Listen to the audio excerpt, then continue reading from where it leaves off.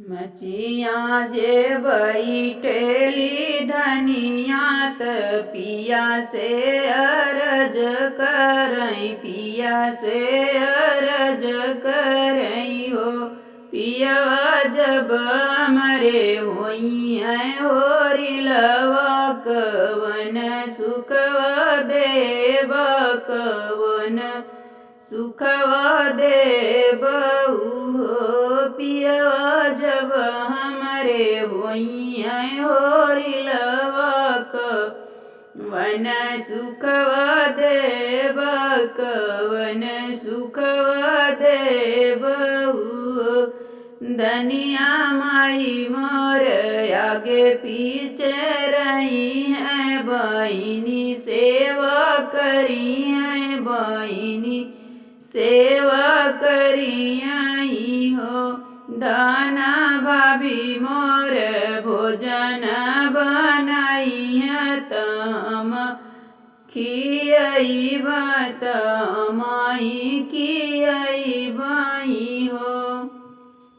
8 महीनवा के बीतत नवाए के लगत होरी इला जनम ले लई हो।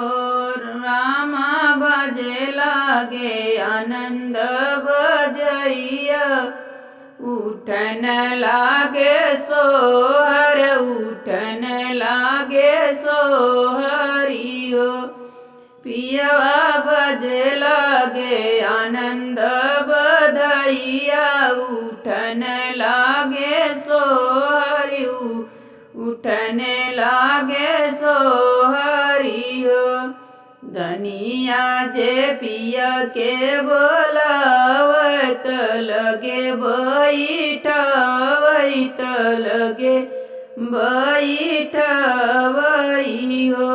पियवा जवन बचन तुआई दियला पूरा हो, हमर करब पूरा हो तुही करबहु हो।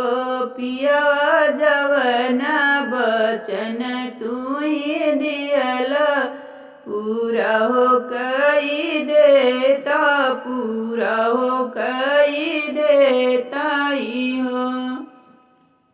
माई मोरी बुढ़िया हो गईली बहिनी, ससुरई तिनी बहिनी, ससुरई तिनी हो। दाना भाभी मोरी बहिनी अलगाक, इसे भोजन बनाए त तुह के खियाए न हो। दाना भाभी मोरी भैली अलगवात, कैसे भोजन बनाए त तुह के खियाए न हो।